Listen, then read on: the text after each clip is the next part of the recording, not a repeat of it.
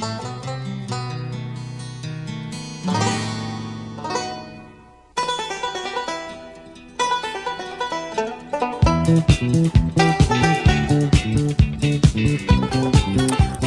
and welcome to another episode of the Cover Zero podcast, the show where I cover the least in the best way possible. I'm your host, Jason Wells. Today is Wednesday, March 5th. No, it is not November. I'm going to address this off the top. I was shaving, trying to trim up my beard a little bit, and I got way too close. Luckily for me, I look good with a mustache, so that's why the mustache is back, but decently big episode. We have the Combine to recap just a little bit. I'm going to kind of do what I did for college football and try to recap the entire Combine into like a 2-3 minute clip. We'll see if that happens. It might be a two-parter. Going to do that, NFL Weekly Update, and because the Combine is over, seems like a perfect time to do my first official Cover Zero mock draft, so good to do that. But yeah, lots of things to talk about. I think it's the franchise tag deadline today, so talk about some franchise tags, guys with new contracts, and then yeah, I'm going to end the episode with a little bit of like a free agency primer, because by this time next week, NFL free agency will have officially started. Well, technically not, because it would be a week from now, but like at 4 o'clock Eastern time, so technically when the next episode gets released, whatever, doesn't really matter. Free agency primer, going to be a quick thing, but tampering window starts on Monday. That's what I was trying to say, but yeah, so NFL Weekly Update, NFL Mock Draft, a little bit of a free agency primer, good episode. Let's get into it here. So yeah, we will start off with this Combine recap. I'm going to go position by position here. Quarterbacks, kind of irrelevant. Jalen Milroe is rumored to be the third quarterback just because he is really crazy athletic. Can he hit the broadside of the barn? No, he cannot, but he might be QB3 regardless. The running back group was absolutely incredible. That was the fastest running back group the Combine has ever had. They had 14 guys with times in the 4.4s or faster. Great running back class. I've been talking about that. This is a great running back class. The wide receivers, despite Isaiah Bond saying he will break his former teammate Xavier Worthy's Combine record, he wasn't even close. He ran a official 4.39, which ended up being the third fastest Texas player behind Matthew Golden, who was the fastest wide receiver at the Combine, and his other running back, Jaden Blue. Jaden Higgins is also a riser in the draft right now as a receiver. 6'4", 214. He ranked 46th out of 3,408 for relative athletic score, RAS. If you don't know what RAS is, it's basically some guy, he compiles all of the athletic measurables and puts them into like an out of 10 score. So Jaden Higgins, the 46th most athletic receiver since 1987. That's crazy. Tight end, a lot of the big name guys didn't test. Tyler Warren, Colson Loveland dealing with some injuries. The big riser, though, was Terrence Ferguson out of Oregon. Basically was first in most of the tight end positional drills. Texas tight end Gunnar Helm disappointed, but it's because he badly sprained his ankle on a false start on the 40. Continued all the drills. People were like, why does he look like that? That is why. Makes a lot of sense now. Talking about the offensive line, Armin Membu and Will Campbell joined Tristan Wirfs and Trent Williams as the only guys at 315 plus who ran a sub 540 and a 30 plus inch vertical. Again, the only 4 guys to have ever done that at that size. And Membu was 12 plus pounds heavier than all 3 of those other guys. So, going to talk more about Armin Membu in the mock draft, but again, someone to watch. On the interior, I think it's shaping up stronger than a lot of people initially thought. Donovan Jackson, Gray Zabel, those are like guys who have been rising throughout the process. I'm going to mess this name up. Jonah Savanaia out of Arizona, another riser. And then the Georgia boys, Tate Ratledge and Jared Wilson, also crushed the Combine. Jared Wilson running a 4.8440, the 5th fastest O-line since 2003. Those are some great numbers. Again, probably going to split this into a 2-parter here, but onto the defensive side now. Defensive line, lots of guys sat out, unfortunately. Kenneth Grant, Walter Nolan, Mason Graham. Kenneth Grant, I really wanted to see test, but oh well, we'll get the pro days for them. But Derek Harmon, Darius Alexander, they impressed a lot at their size. At edge, Shamar Stewart dropped a little bit of weight, and we all knew he was going to be a freaky athlete, and he absolutely was. He, at 6'5", 267, posted a 4.6 40, a 40-inch vert, a 10.11 broad, and has the third best defensive end RAS since 1987. And then, James Pierce Jr. out of Tennessee ran a 4.47 at 6'5", 245. There's lots of rumors that he's going to slide to the draft due to, unknown character concerns. Again, we'll see, but he's a very good talent nonetheless. At linebacker, not a ton to report. Jahad Campbell did his thing. He looked really good. I guess one riser to maybe look out for is Danny Stutzman out of Oklahoma. I think he had a decently fast 40 time as well, tested well in other aspects. At corner, Darian Porter, who we talked about last week, he absolutely crushed it. 6'2", 195, ran a 4.3 40, 36.5-inch vert, 10.11 broad, the fourth best corner RAS since 1987. Again, absolutely crazy. Maxwell Harrison out of Kentucky, fastest 40 at the combine with a 4.28. And shout out to Jahdae Barron out of Texas, someone who I've compared to Brian Branch. He ran a 4.39. Brian Branch was running in the 4.5s, and if you get a guy who plays like Brian Branch and you can shift him all over and he's just that smidge more athletic, I like that. I like that a lot. And at safety, we only got one guy to talk about. It is Nick Amanawari out of South Carolina. Exceeded all expectations. Really, it's because when I do, these guys should test freakishly, they usually, they live, they're right at that bar that I set, or, they're a little bit below it, but no, 6'3", 220, 4'4", 40, 43-inch vert, 11.6 broad, the most athletic safety in terms of the RAS ever. And that's strong safety, free safety, even corner. Most athletic secondary player to ever test at the combine, essentially. That's Nick Amanawari. Again, we'll talk about more of him when we talk about the mock draft coming up, but that's my quick combine recap. Definitely going to split this into two parts looking at the time here. But let's get into the NFL weekly update here. Starting off with a little bit of just cap-related news. We are getting into free agency soon. The cap has jumped up $24 million. That's absolutely great, especially for a team like Miami, who I think we were 30-something million, maybe a little bit more over the cap, but now with that bump, with the guys that we cut last week, we're good. And now with that Armstead restructure, I'll talk about that in a bit. But the cap has basically gone up $100 million since 2021. Obviously, COVID plateaued and it went down a little bit. But $100 million in the span of 4 years is absolutely crazy. The NFL is just a juggernaut right now. And I mean, you can see with the contracts that everyone's been given out. But the cap has gone up. The cap will continue to go up as long as the NFL remains the most popular sport in North America anyways. And another NFL in general note here. Done are the days with the old men coming in with the chains and lining them up and that's a close one, let me bring out the cue card. Those days are done. We're going to miss those days. We're going to look back fondly on the days of the chain gang, but the NFL's finally moving to an electronic system to measure first down. So what this probably means is there will be a chip somewhere in the ball, maybe on both ends, to be okay, where does the ball actually end up, instead of just the refs guessing. Because that's what they're doing. They're doing their best guesstimate on where the ball ends up being. Even with all the cameras and stuff, it's tough with all the bodies in there. So the ball will finally have a chip in it. We will finally get proven results. The chain gang will remain on the sidelines in case things goes wrong. But, no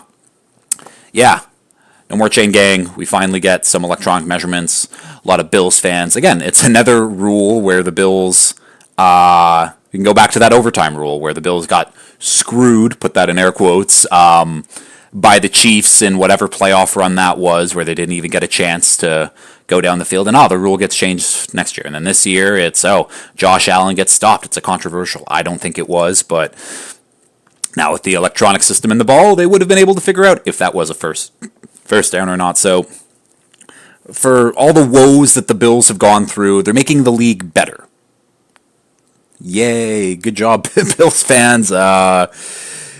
Next note up here: Matt Stafford staying in LA. He restructured his contract. He basically just got more money, and 2026 they'll basically do the same song and dance for next year. But he's back. Hasn't actually been announced of how much he's really getting paid yet, so I guess we'll see. We'll keep going here, though. Jason Peters, longtime NFL tackle, and I say long time, retiring after 19 seasons in the league. A UDFA in 2004 in college. He was a defensive lineman and tight end, and then people were like, maybe you should make the switch to the offensive line. He decided to start training for that for the combine. Was still a UDFA, but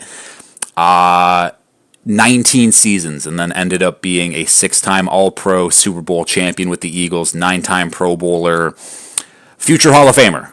There's no really other way to put it. Jason Peters will be a future Hall of Famer. It's not a matter of if, it's just a matter of when he will get into the Hall. 19-year career, and obviously these last few years he's kind of been doing the Udonis Haslem role of hanging out. Again, if he needs to play, he's still good for a few snaps, but you can't tell him to play every single week at that age anymore. But speaking of Udonis Haslem, he has a new role. He took on the vet mentor role with the Seahawks. Yes, that is an official role, an official job that they have given him where, I don't know, that is the Udonis Haslem role. It's not because Udonis Haslem was still on the roster technically, but the Seahawks are going to pay Jason Peters to essentially hang out and be a good locker room guy. Well, I'm sure, again, the mentor role will come into place where I'm assuming he'll be like de facto assistant offensive line coach. But either way, Jason Peters, hell of a career. Incredible career, especially going from, again, he didn't play the position in college to going undrafted and then being one of the better tackles of this generation. Shout out to Jason Peters, just absolutely incredible career. Next note up here, Deebo Samuel has been traded to the Commanders for a 5th-round pick. A lot of the initial news was like, oh my god, only a 5th-round pick for Deebo Samuel. If that was your instant reaction, you just haven't been following the NFL closely enough. And that's okay. People watch at all different levels. But I'm here to tell you that Deebo Samuel is not that guy anymore. People were also making James Harden references when James Harden wanted to get off the Rockets and put on a little bit of weight. I'm not going to go that far with Deebo, but Deebo's put on a bit of weight. I think we can say that. He's not as athletic as he used to be, but to get Deebo Samuel for a 5th-round pick, if you're the Commanders, that's good business. Deebo Samuel, again, despite his age, despite him, I think only really being a gadget player at this point, he is better than what the Commanders had last year in that 2 through 4 position on the wide receiver depth chart. He's better than Diami Brown. He's better than Noah Brown. He's better than Olamide Zaccheaus. He's better than Luke McCaffrey. It is what it is. They get a proven talent to work with Jaden Daniels. And I still have my reservations about Cliff Kingsbury, but Cliff Kingsbury getting a guy like Deebo, who, again, I think Deebo's mainly a gadget guy, but he's a good gadget guy. And Cliff will use him in creative ways to get him open, to scheme him open. It's a good move. I like the move from the Commanders. On the Niners side, it's also a great move. You're moving off Deebo. You're getting a mid-day 3 pick, which is whatever, but you're moving off his cap hit, which is, I think, around $20 million, and that's great. That's a very good starting caliber player that the Niners can add now in free agency now that Deebo's gone. Win-win on both sides, and that rarely happens in trades, but I'm interested to see how Deebo looks and how he gets used for the Commanders, but I think it's a good fit nonetheless. We have a contract extension here. Alaric Jackson of the Rams, not hitting free agency, gets a 3-year, $57 million contract with $35 guaranteed. Alaric Jackson, I think got drafted in 2021. Good young player, really. They didn't expect him to be their left tackle. They thought that was going to be Joe Noteboom, but Jackson took over. He's looked very good. They're not letting him hit free agency.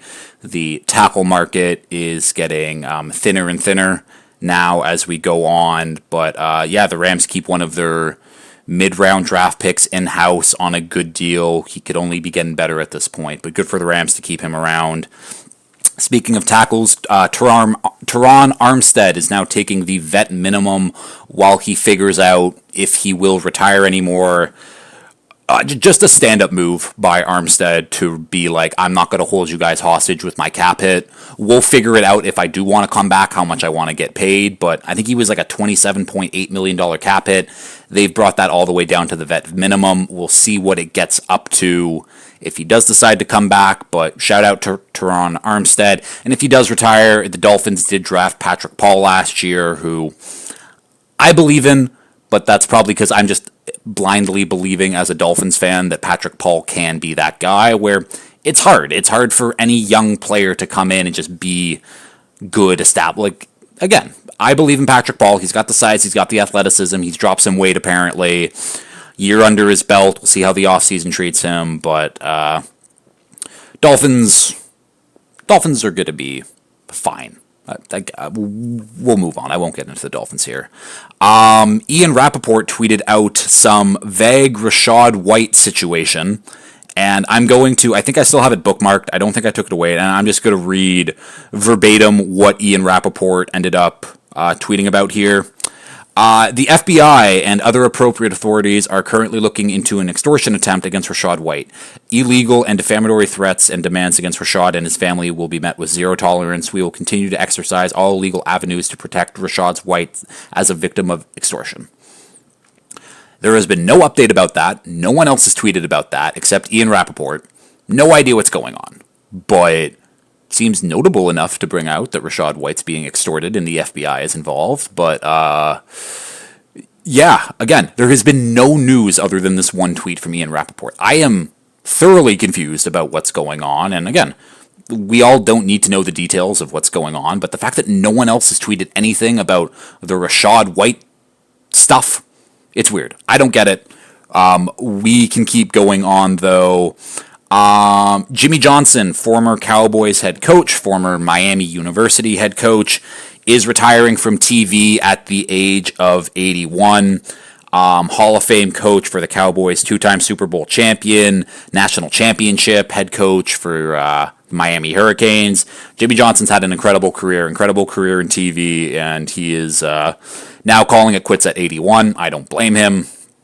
Go enjoy the rest of your days at home doing whatever with your wife, kids, grandkids, maybe great-grandkids. At this point, I have no idea.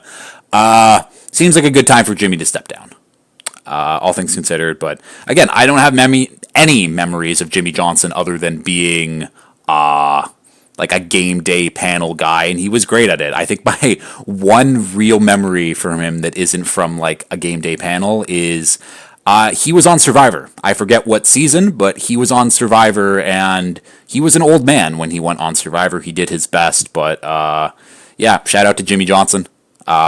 Great career just across the board. And he will definitely be missed from people's TVs. I will say that. Last few notes here. We're going to go over some tagged players, some trade rumors, guys who permission to seek trades, which, I mean, that's just getting blown out of proportion. And then finally some cuts, and that'll be the rest of the NFL Weekly Update. So starting off with the tag players, I think I talked about this last week. T. Higgins got tagged. We all knew this already. I don't have to go into much details other than the Bengals suck. They're bad at what they do. And, of course, they're going to use tags because shitty franchises use tags. Trey Smith also gets tagged by the Chiefs. People were unsure whether they tag him or not because now Trey Smith becomes the highest paid guard in the league by $3 million right now, which Trey Smith is great, and I don't think he would have got that high of a number on the open market, but like, good for him, I guess. Getting like a full year, and good for the Chiefs for keeping that interior O-line intact while they try to figure out the rest of the offseason. I think it's a move that they needed to make. I think if Trey Smith left in free agency, there would have been would have been tough to retool this roster to get back to the Super Bowl and, again, contend for it, but bring back Trey Smith is a good move. The other tag that's being used is Osa Odigizua. the Cowboys defensive tackle, defensive end. Do they run a 3-4? Either way, interior defensive line player. He gets tagged. Very good player. Again, is he worth that money on the tag? I don't think so. But they're hoping to rework a deal with him where he doesn't have to play at that number. But hey, at least the Cowboys aren't letting talent walk out the door. I guess you can call that a win. Trade rumors, anyways. Devontae Adams, that seems likely. I mean, his cap hit is crazy. I don't know who's going to trade for him, but the Jets are like, yeah, we're looking to shop Devontae Adams. It makes a lot of sense. Chances are he will just end up getting cut. Simple enough. DK Metcalf is getting rumored a little bit out there. I think it looks like they're not going to end up trading him, but there were some rumors between the Packers and the Seahawks about whether, or even the Bills and DK, and we'll see. Again, I doubt that. I doubt he gets traded at this point, but again, rumors. Jair Alexander looking to get traded as well. Once a top 5 corner, top 3 corner in the league. Very, very good player. Who's kind of become a bit of a head case recently. So Packers are looking to move off him, and the last thing I read is they might cut him if they can't find a trade partner. So that is significant news out of the Packers camp anyways. And then Raiders tight end Michael Mayer, who, when was he drafted? Drafted in 2023 in the second round out of Notre Dame, and then obviously last year they drafted Brock Bowers, and they don't really need 2 tight ends. I mean, 2 tight end sets are fun and you can make them work, but if they can get back like a round 3, round 4 pick for Michael Mayer, I think that they'll do it. And teams are definitely interested in him. I can say that. Now we have the guys who are permitted to seek out their own trades, and this has been like the new NFL verbiage of the offseason is permission to seek trades, and we saw it with Cooper Kupp and Deebo Samuel, and they're still waiting for things that we even saw it with Matt Stafford, who's now back. But adding to the list now, we have Titans Harold Landry, Jonah Jackson after signing his deal last year at the Rams, Rayshon Jenkins out of Seattle, Devon Godchaux out of the Patriots, and Alan Lazard for the Jets.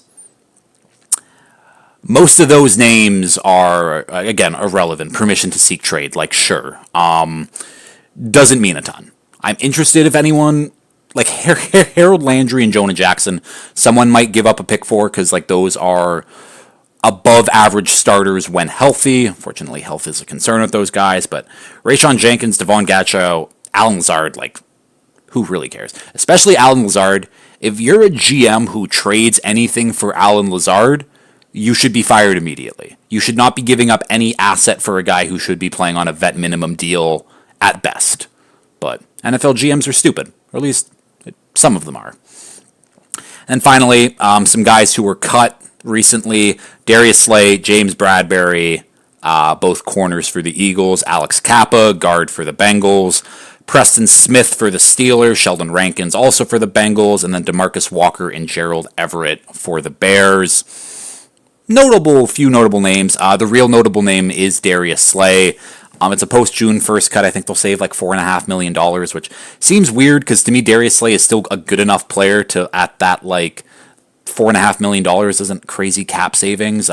They want to bring him back, I think. I think this is just Howie playing around with the cap however he wants, essentially. But yeah, I mean, if it's not Darius Slay, maybe he goes back to the Lions. That would be a fun reunion, him, Tyrion Arnold being those 2 corners there. Other than that, I mean, Alex Kappa, people are like, oh, he started so many games, like, blah, blah, blah. If the Bengals are cutting an offensive lineman, you should probably want to avoid that guy. The other guys, I won't get too far into it. We don't really care, but those are, again, notable cuts. And that is the NFL Weekly Update. Let's get into this mock draft. I think a couple things off the top. No trades. Trades make things a little confusing. We'll probably do one with trades at some point once we get closer to the draft, but no trades in this one, just to simplify things. And starting off at number 1, it is the Tennessee Titans who take Abdul Carter, my number 2 player right now. Listen, so the Titans want to trade out of this pick, and they don't want to trade too far back. The Giants have been rumored to trade up so they can go ahead of the Browns to take Cam Ward. But again, no trades, so the Titans are going to stay pat, pick the best player at a premium position, because I wouldn't consider Travis Hunter like a premium position. I mean, technically he plays 2 premium positions, but the Titans need edge help. And adding Abdul Carter to a line with maybe Harold Landry and Jeffrey Simmons, that really bolsters the defense a ton. I like the move. I think it makes a lot of sense for the Titans to make that move. It's not a flashy pick. It's not whatever, but there's not really a lot of flashy moves to be made in this draft, in my opinion. But yeah, Abdul Carter, I think it's the safest pick at number 1 overall if they were to stay there. At number 2, the Browns select Cam Ward, my number 46th ranked player right now. People might think that that's Cam Ward 46, but he's going second overall. Again, this isn't what I would do. If I was drafting, if this was like a what I would do mock draft, none of these teams would be taking quarterbacks in the first round. But I'm not an NFL GM, and the Browns are just going to add another name to their QB jersey. It is what it is. Again, I think Cam Ward, when you're doing the Cam Ward versus Sanders debate, I think Cam Ward has a much higher ceiling. I see the stuff that everyone likes with Cam Ward and the off-platform throws and the arm talent, and yeah, anything in structure, it looks like it's painful for him to do, and the accuracy when he gets pressured and doesn't have it's not great. To me, Cam Ward reminds me a lot of someone like Zach Wilson. And we all know how Zach Wilson panned out. Again, Cam Ward is the ultimate boomer bust guy for this quarterback class. There's a chance that he becomes what everyone thinks he can be, and that might be a future top 10 quarterback in the league. On the other side, he's out of the league in 3 years. Like, those are kind of the two ends of the spectrum on Cam Ward, and I'm leaning towards he's closer to the Zach Wilson bust type than he is to someone who will be a proven top 10 quarterback eventually. Yeah, if I'm the Browns, I wouldn't be picking a quarterback, especially, but I saw someone post out, it's like, oh, the Browns don't believe they'll be in a spot to pick this high again. Newsflash, Browns, you are always in the position to pick this high again. Literally, since your franchise came back to Cleveland, you are constantly picking in the top 10 spots to get a new quarterback. You just constantly make the wrong decisions, and I don't know if Cam Ward will end up being the wrong decision for them, but to me, it feels like it would be just another Browns-type move for them to make. But I digress. We'll keep going. At number 3, we have the Giants taking Travis Hunter, who is my number 1 overall player now. And yeah, could they add a quarterback? Could they go with Sanders? Sure. But to me, the reason why the Giants were in on Matt Stafford so much is because, again, I've been saying this, Brian Daboll, Joe Schoen are on a 1-year deal. And if they don't improve dramatically, they're both getting fired. And adding Shador to maybe be a good rookie quarterback doesn't make a ton of sense to me, where Travis Hunter is a franchise-type player and a franchise player that teams can really market around, especially in New York with that media behind them. He wants to play both sides of the ball, and to me, again, let's go into a hypothetical world here where now, since they can't get Stafford, the Giants are in on Aaron Rodgers, which to no one's real surprise, but okay, so let's say they get Aaron Rodgers. They have Malik Neighbors already. That's great. The Jets cut Davante Adams, and who does Davante Adams want to play with? His old pal Aaron Rodgers, just like he always does. So he signs with the Giants. So that gives them Rodgers, Malik Neighbors, and Davante Adams. This now lets Travis Hunter play corner full-time, which he should be doing, and come in for packages with the Giants on offense, where now Rodgers throwing to Malik Neighbors, Davante Adams, Travis Hunter in packages. That sounds pretty good. Travis Hunter can learn from Davante Adams, and then when Adams and Rodgers both leave next year, Hunter, if he wants, can ramp up his workload and maybe be full-time on both sides, because that's what he wants to do. It'll be very tough. Obviously, no one's ever done it, but why not? Why can't he do it? But I don't know. Travis Hunter would give you, again, face of the franchise type guy, would immediately improve that defense to being a number one corner, adding to that secondary that needs a bunch of help, because that front seven's pretty good already. They got Brian Burns, they got Dexter Lawrence, they got Bobby Okereke. Adding like a number one corner, maybe Deonte Banks plays a little bit better like he did his rookie year, but I really like Travis Hunter to the Giants at number 3. The Patriots at number 4 pick Tet McMillan, who is my number 9 player. Obviously, their top 2 choices of Abdul Carter, Travis Hunter, both off the board. There's a couple different ways that they could have gone. Picking offensive line, picking Mason Graham maybe to shore up that defense. I don't really like any of the edge players up this high either, but I went with Tet McMillan, my technically number 2 wide receiver behind Travis Hunter, but go give Drake May like a guy. Because right now, Chris Godwin's the number 1 free agent, wide receiver free agent right now. That's not great. And I'm opposed to paying Chris Godwin 20-something million. Again, the cap's weird right now. All the markets are different, and I have no idea how much money Godwin will make on the free agent market right now. But to me, go get Tet McMillan. Go get Drake May, his number 1 receiver for the future.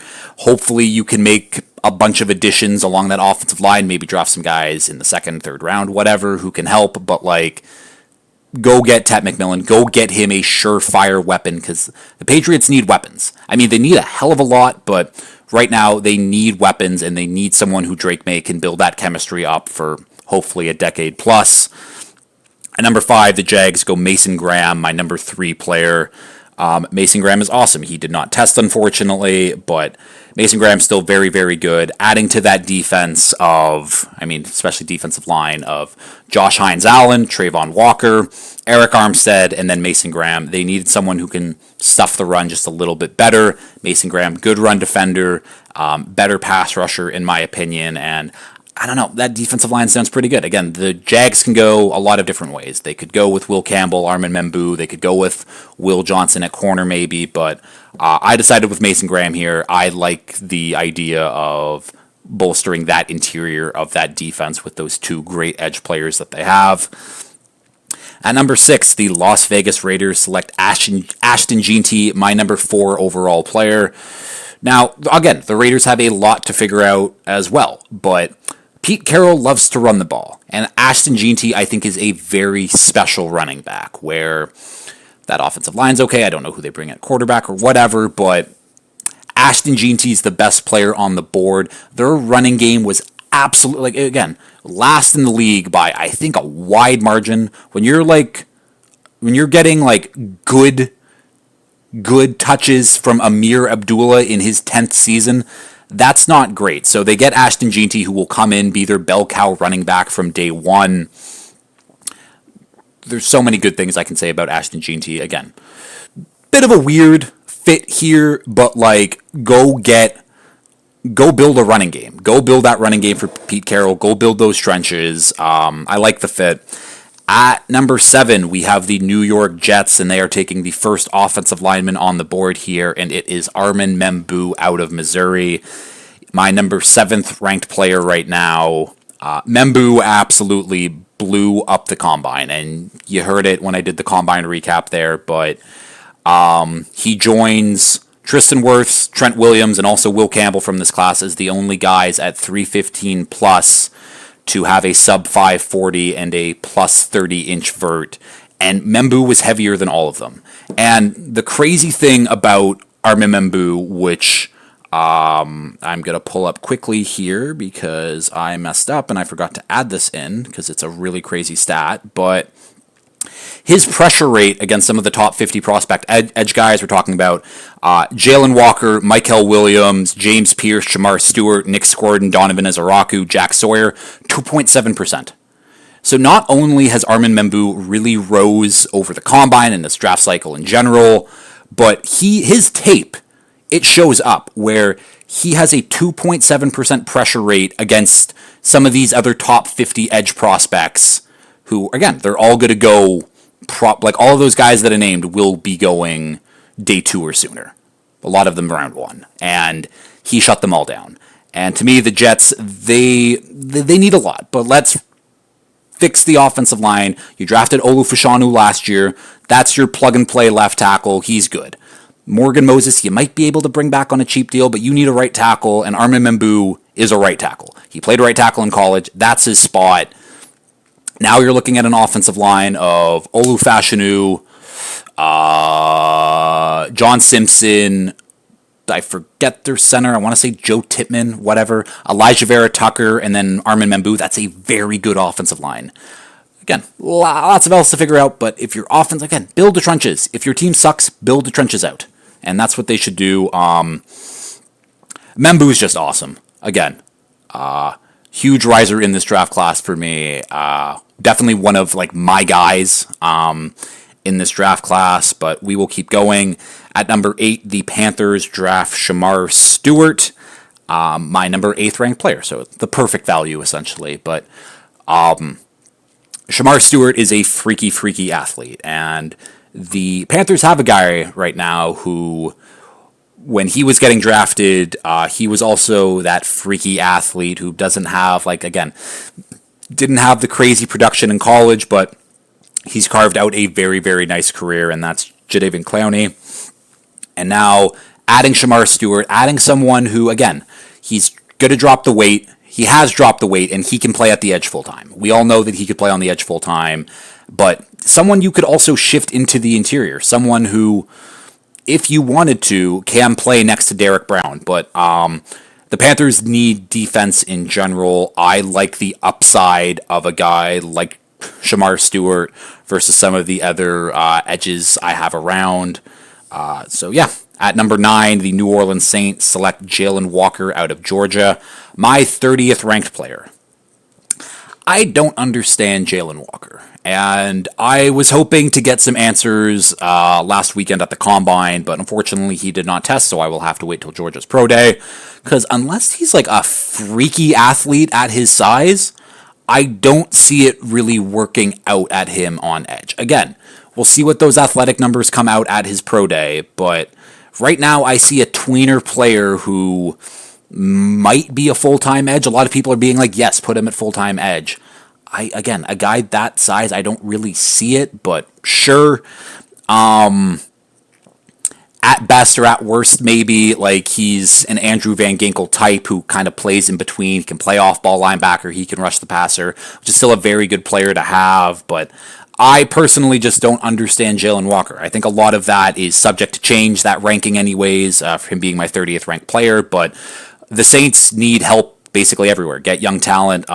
Again, the ceiling and the ways other analysts talk about Jalen Walker is through the roof. He's a top 10 player, blah, blah, blah.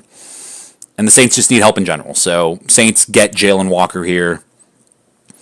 At Bears, the Bears land Will Campbell, my number 5 overall player, where, listen, I don't know if he's going to be a tackle or a guard. I think that Will Campbell has earned the right to start his career at tackle, and then if it doesn't work, whatever, shift him over to guard. But Will Campbell, again, the stuff that he just did at the Combine is 1 of 1, and technically it's 1 of 4 when you're talking about Membu, Wirfs, and Trent Williams.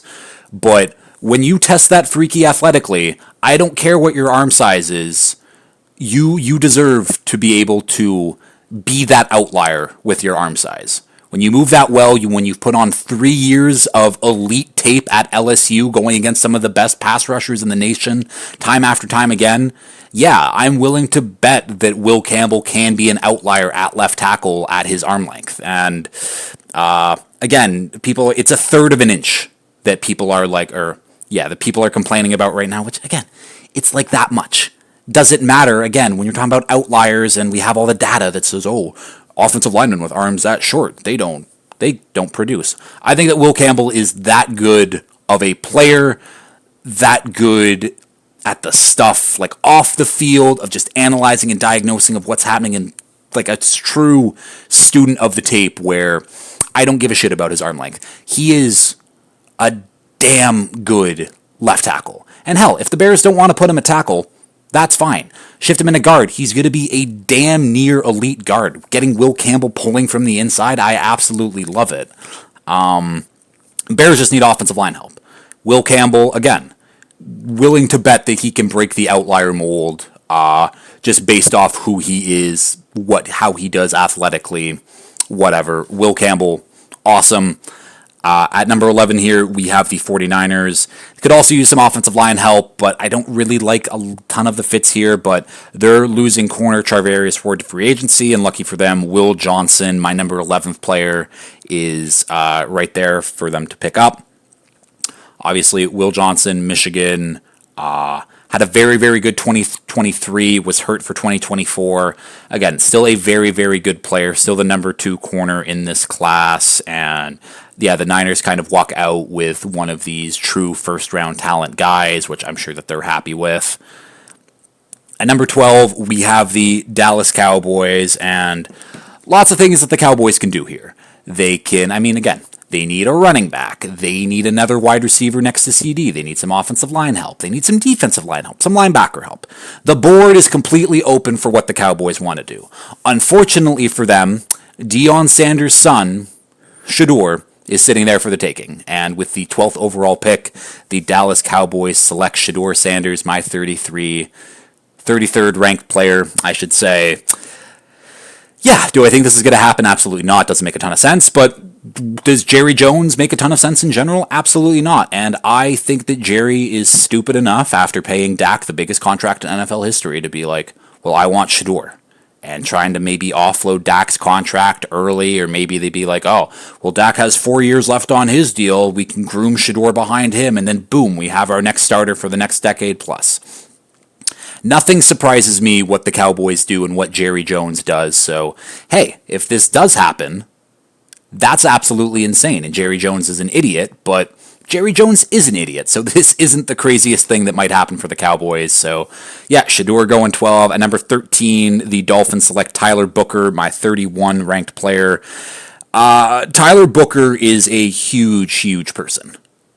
Like, quite literally. And the Dolphins need interior offensive line help badly. Is he the best scheme fit? No, but Tyler Booker will, again, kick the shit out of you in the trenches, which I'm fine with. Yet, is he not going to be pulling out, and that's kind of what Miami does. I don't really care about team fit at this point. Miami just needs interior offensive linemen.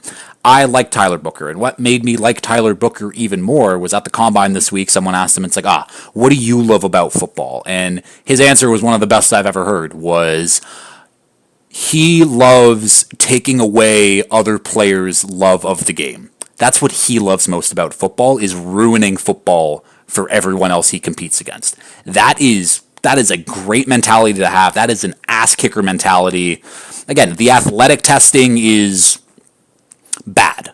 Did not shape out well for him. But again, when you're an offensive lineman, athletic testing isn't the most important thing. It's you keep that other big boy in front of you. Yeah, so Tyler Booker, 13 to the Dolphins. At number 14, the Colts select Tyler Warren, my number 6th ranked player, tight end out of Penn State. The Colts desperately need a tight end. They have just not had a tight end at all, really, the last few years. Tyler Warren, again, we want to talk about an ass kicker, do-it-all guy, good blocker, good, yak threat.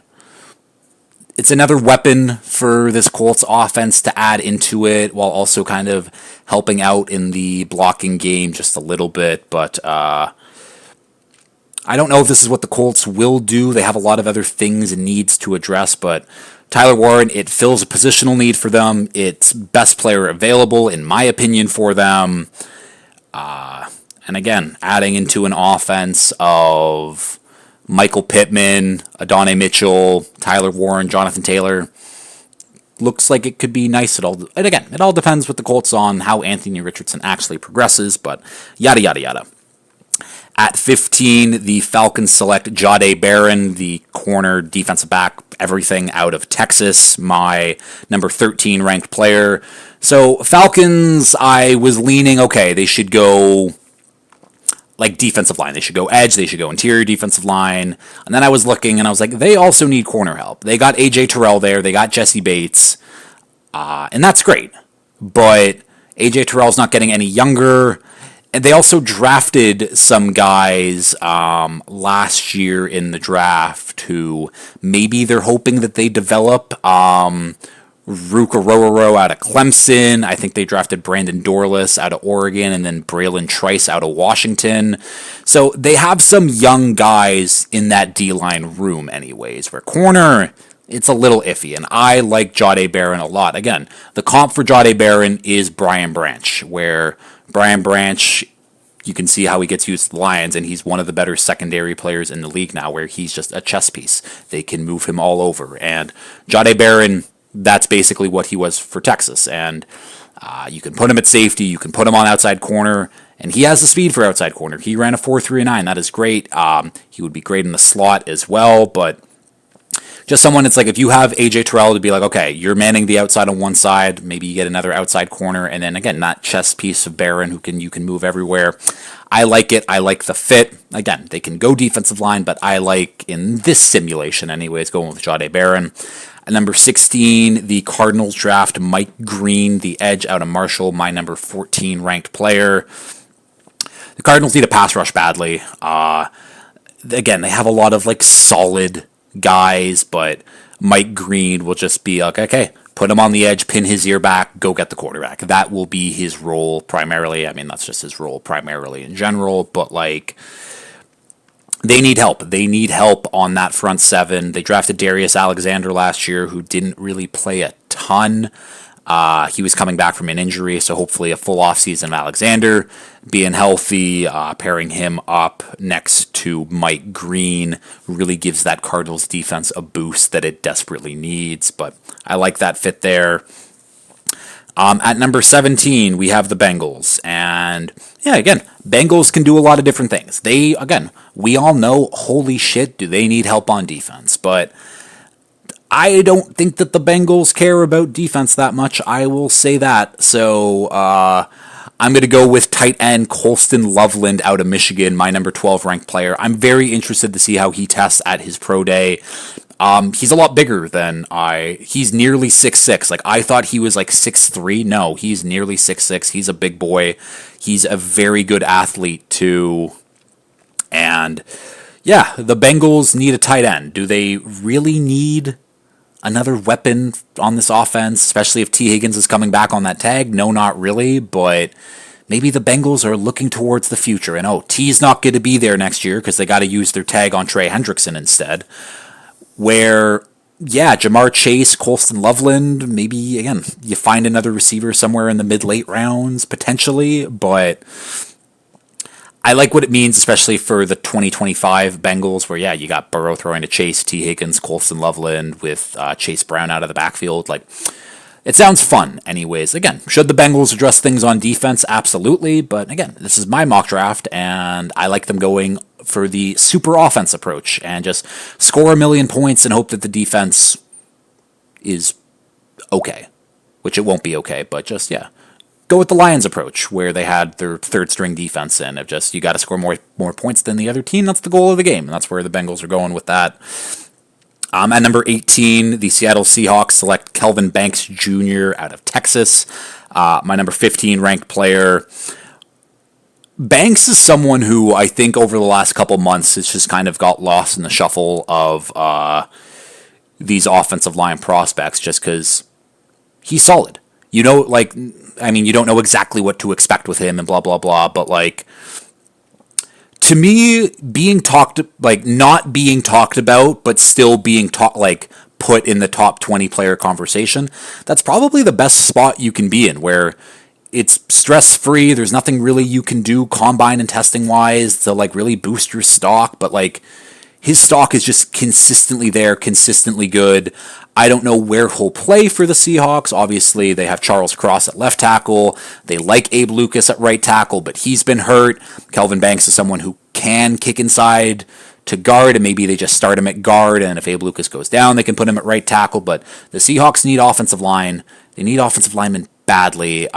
So go pick one, and go pick one of the better ones in this draft with Kelvin Banks. At number 19, the Bucks select Jahad Campbell out of Alabama, the linebacker, my number 23rd ranked player. This is just easy. The Bucks select Jahad Campbell out of Alabama, the linebacker, my number 23rd ranked player. The Bucks select Jahad Campbell out of Alabama, the linebacker, my number 23rd ranked player. This is just easy. The Bucks select Jahad Campbell out of Alabama, the linebacker, my number 23rd ranked player. This is just easy. Buccaneers desperately need a linebacker. They, as much as I love Levante David, having Levante David be your primary starting linebacker in the year 2025 isn't great. And that's not to say Levante David's a bad player now, but he's old. He's aging. He's still a productive, pretty good player, but he cannot be your main guy, your main linebacker on the defense. So getting a guy like Jahad Campbell, I think easily everyone's number one linebacker in the class. Great size, great athleticism. Something Todd Bowles loves to do a lot is blitz, and he is a very good blitzing linebacker as well. Again, they just need some other linebacker there, and Jahad Campbell, the fit just makes perfect sense. At number 20, with the Denver Broncos, they select Matthew Golden out of Texas, my number 43 ranked player. Golden, the fastest receiver at the Combine this year with a 4.29. Again, very, very fast. Little surprising. People were shocked by that 4.29 time because when people turned on the tape and they watched him, they didn't see. They knew he was fast, but they thought he would run a similar time to Isaiah Bond with those high 4.3s, low 4.4 type things. And no, he blew everyone out of the water with that 4.29 time. And I think he's fine. Again, the Broncos need weapons, where I look at Cortland Sutton, that big body jump ball guy. You can have Matthew Golden on that other outside spot where he can run the goes and some other deep routes for Bo Nix. Then Marvin Mims can be that gadget guy, slot guy, whatever. It seems like a good fit for the Broncos. No tight end available. Like Colson Loveland would be a great pick for them, but no tight end available. I think running back's a little too early, maybe for going with Omarion Hampton or a Caleb Johnson. So I like Matthew Golden here. Number 21, the Pittsburgh Steelers select Walter Nolan out of Ole Miss, my number 20 ranked player. This was a tough one for me because I look at corners, or I look at where the Steelers need help. They obviously need a quarterback. We're not picking a quarterback for them. That would be an insane reach for whoever QB3 is in this draft because I have no idea because they all fucking suck.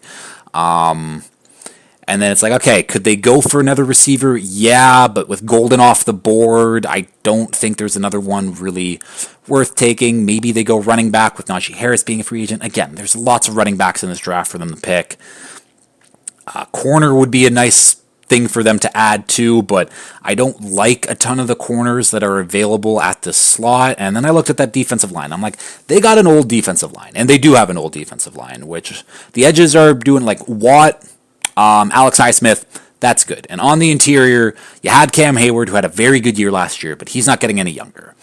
You have Keanu Benton, who's that nose tackle, who, yeah, that's good. And then their other defensive line or defensive tackle is Larry Ogunjobi, who's like a solid player, but Walter Nolan is someone who could be an immediate contributor, like in the pass rush game on the interior, obviously, duh. And I think it's a position that it's not a need for them right now, but I think with who's available right now in this mock and what they actually need, and this is them looking down the line of what they could potentially need, and when Cam Hayward retires and Ogunjobi, falls off, you have that interior defensive line a little bolstered a little more, so I like Walter Nolan there. At number 22, the Chargers select Kenneth Grant, out of Michigan, my number 18th ranked player. Chargers also in a weird spot. Yeah, they need weapons, they need wide receivers, they need tight ends, they need running backs. They need edge help. They need corner help. They need help across the board, essentially. And I just kind of went best player available, and obviously a guy that Jim Harbaugh coached before in Kenneth Grant. Again, freaky athletic. We haven't seen what those freaky athlete numbers are from him, but freaky athlete at that size, someone you put in the middle, and he's an immediate run stopper. Again, it's not a flashy pick, but I didn't like reaching for any of the other edge guys that were there. There weren't any. Maybe an interior offensive line player is in play, but I don't really know. I just again, best player available for them. Jim Harbaugh already knows him and probably loves him as a player and person, so going with Kenneth Grant for the Chargers here. At number 23, the Packers select Siobhan Revell out of East Carolina, my number 27th ranked player. again, if you heard me in the NFL Weekly Update, the Packers are looking to trade, and if not, looking to cut Jair Alexander, where they need help at corner. And Siobhan Revell, I think his ceiling at the corner position is very, very high. Obviously, had no tape from 2024 because he got injured basically immediately, but the 2023 tape was very good. He is a very good athlete too, and he's a bigger corner at, well, I think he's like 6'2", 180 something. He's got the size, he's got the athleticism. He would, again, it wouldn't be like a 1-for-1 swap. You lose Jair, you get Revell in there, and like nothing ever happens because we don't know how Revell will be at the pro level. But in terms of just like size wise and honestly like pretty similar players, so lose Jair, get Siobhan, not bad. Also, I don't think it's Siobhan, I think it's Savon Revell, whatever. Guy, never mind. Yeah, we'll keep going. What happened to my notes? There they are. At number 24, the Minnesota Vikings select Marion Hampton out of North Carolina, running back, my number 22 ranked player. Again, another guy who had a freaky good combine, tested very, very well. And he's just, again, he's a damn good player. He's, to me, the second best running back in this class, and this Vikings team needs a better run game. Aaron Jones is great, but I think at his age, he is, again, not a gadget type player, but like a change of pace back, where if you get Hampton in there and Hampton and Jones is like your 1-2 punch, I like that a lot. Obviously, there's a lot of other ways that the Vikings could have went on defense, could have went, again, there's two safeties who are out there who would make a ton of sense for the Vikings to pick, but I think the Vikings are going to sign Javon Holland. But yeah, Hampton, they just keep improving that offense. They put J.J. McCarthy in the best spot to start going into week one with that offense, how good that offense would look on paper anyways. So they get a new running back. Texans at number 25 get Emeka Ibuka out of Ohio State, the wide receiver, my 27th ranked player. Obviously, the C.J. Stroud connection with Ibuka is very clear. Adding him to a room of Nico Collins, Tank Dell, and then Ibuka, that's a very strong wide receiver trio if Tank Dell comes back fully healthy, obviously. And again, they could add some interior guys, but I like the connection of Stroud and Ibuka going back from Ohio State. They need another wide receiver also, so I like the fit. At number 26, the Rams select Josh Simmons out of Ohio State, who is my number 17th ranked player. Simmons, who unfortunately got hurt very early on in the season, but his tape from early on in the season looked really, really good. Looked like one of the better tackles in the draft, and he obviously won't be healthy for the start of the season, but the Rams don't need him to be healthy. They brought back Alaric Jackson. They still have Rob Havenstein, who he isn't getting any older, but if you can just, again, you bring in Josh Simmons to be kind of like a weight in C mode, you have a guy who, if someone gets hurt, you can fill in at tackle, and then eventually he will be the replacement for Havenstein whenever that does happen. My only qualm with making this pick is this is a future pick for the Rams, where the Rams are clearly in a win-now type mode, especially since bringing back Stafford, but I digress. It's a good pick regardless. At number 27, this is just a fun one. The Baltimore Ravens select Nick Manowari out of South Carolina, my number 16 ranked player. Again, the freakiest of freaks at the Combine this year, and he will now be in a secondary with Kyle Hamilton, Marlon Humphrey, Nate Wiggins. What Zach Orr, the Ravens defense coordinator, will be able to do with, again, Kyle Hamilton is already a chess piece for them.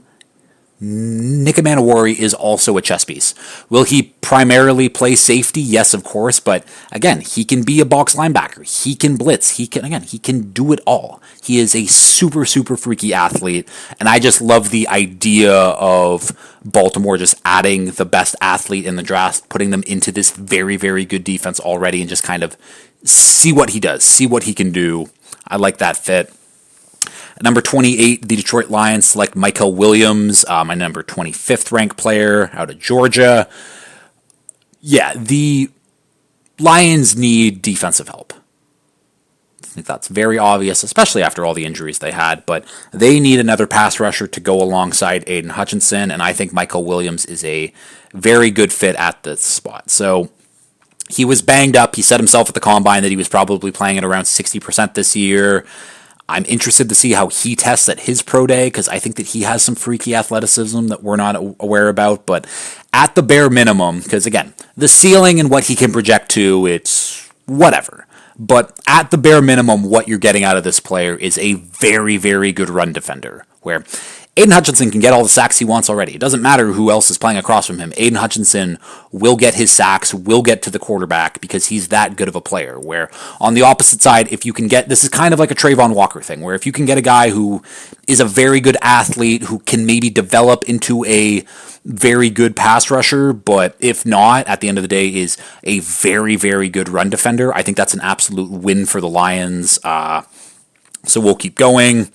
At number 29, the Commanders take Luther Burden out of Missouri, my number 24 ranked player. Adding Luther Burden to this offense with Terry McLaurin, Deebo Samuel now. I like it a lot. Burden, the way I've described Burden is when I watched some highlights and some tape off him without knowing like in depth of like who he is or his profile in general, I thought he was like a 6'2", 6'3" receiver, yak guy, whatever. And he's 5'11", which that's fine, doesn't really matter at the end of the day. But to me, if I see a guy who plays bigger than his size, I like that a lot. And I've seen the comp of DJ Moore get thrown around there for Luther Burden. I like that a lot. He ran a low 4.1, which boosts his stock just a little bit for me. But yeah, add pieces to this offense for Jaden Daniels to work with. Again, he's got Scary Terry already. They just traded for Deebo, which is fine, but getting a surefire number 2 guy, I like that a lot, and I like Burden a lot at this pick.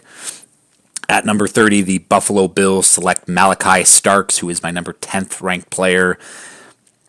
Listen, the reason it's the same thing for Amanawari too, safeties don't get picked high. You need to be an absolutely insane talent across the board to get picked that high, and Malachi Starks should be a first-round pick, but I think that a lot of people overthink the safety position, and this is kind of how this board shaped up for me, where I think Malachi Starks is awesome. Did he test the best? Not really, but in the drills, in the positional drills where they flip the hips and they're moving, I think he had consistently like the fastest speed out of all the safeties. And to me, it's the same thing with Keon Coleman, who they drafted last year, who people were all worried about his 40, but when he ran that gauntlet drill, he was the fastest receiver to do that, where it's functional speed that you're really looking for. I don't care about top-end speed. Top-end speed is great, but if that top-end speed doesn't show up on tape, who really cares? It's kind of like my Matthew Golden argument, where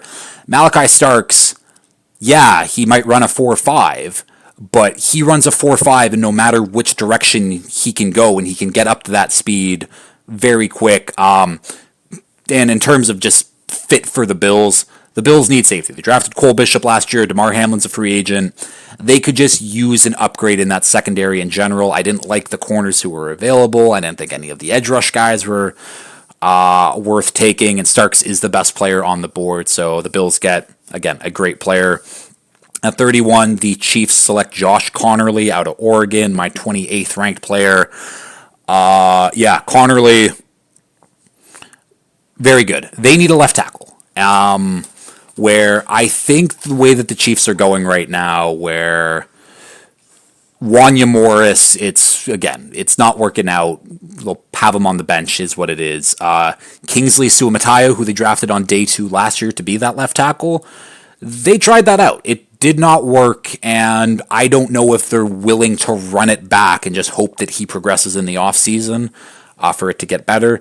I like Connerly. I think Connerly is athletic. I think he can be an immediate starter at left tackle for them, and people are like, oh, well, then that Kingsley Suamataia pick, that's a bit of like a waste. But I think a lot of people thought that he could be a guard and could project to be a guard where won't be starting for them next year, but if he has to wait, Wait a year, they don't get a deal done with Trey Smith, and then okay, boom, then you can switch Sumataya into that right guard spot, and maybe everything's hunky-dory, okay, but yeah, Chiefs is a weird one to project, but I think they should go with offensive line because we saw that Super Bowl. Their offensive line got their absolute shit kicked in. So yeah, and at number 32, as the Eagles always do, they just take a guy who he's falling on the board, and he's falling on the board for really weird reasons. And that player is James Pierce Jr. out of Tennessee, my number 19th ranked player. Yeah, again, I haven't heard what the off-field concerns are about James Pierce Jr. So I have nothing to go off of other than people are just telling us that he will fall in the draft for whatever weird reasons. But to me, the Jags, definitely not the Jags picking at 32. That probably won't happen ever. Whatever. Okay. Yeah, so the Eagles at 32, they need edge help. They're losing a lot of guys. Brandon Graham's retiring. Josh Sweat's a free agent. Milton Williams, who is more of an interior player, but he can line up at edge. They're losing him too. So bring in James Pierce Jr., just another, again, kind of in the same vein of like Kelvin Banks, where it's like James Pierce Jr. for the last 2 years has just been seen as like, okay, yeah, this is a top 10, top 20 player in this class, no doubt, but for whatever weird character concerns, he's falling down the draft board. And the Eagles don't make that mistake, and the Eagles have taken guys with character concerns and made it work, and I think James Pierce is just another one of those guys, and now, yeah, boom, James Pierce Jr., Jalen Carter, Jordan Davis, and Nolan Smith. That seems very nice. I honestly think what they do with this pick is they trade it for Myles Garrett, but that's for a later mock draft or maybe just a later episode when that news actually breaks. But yeah, that's the mock draft. Let me know what you think. Yeah. Yeah, I guess I said I'm going to do like a little bit of like a free agency primer, just a little bit here. And so, and how I'm going to do this is I'm not going to rank guys and be like, oh, some of my like favorite. I'm just going to name a bunch of names essentially, but how I view this free agent class right now is kind of like the NFL draft, where when we're talking top end guys, the names aren't there. Like the notable star power names, they're not there, which is fine. But if you just need like a quality NFL starter, this is for you. There are so many guys who, at least in my opinion, are quality above average NFL starters across this league. And again, the top end talent isn't there, but the depth pieces and just starter level players, there's a lot of them, and I'm just going to name off some names here. So with some of the younger guys that are available, Milton Williams, Javon Holland, Trayvon Morig, Chase Young, Byron Murphy Jr., Nick Bolton, Tevin Jenkins, Asante Samuel Jr., Mekhi Becton, Talanoa Hufanga, Jeremy Chin, Jedrick Wills, Damar Hamlin. Did I delete? I'm hoping that I didn't. Oh no, I might have. Where is it? Get me back to this free agency class. So those are like the younger guys, and then we have some older vets.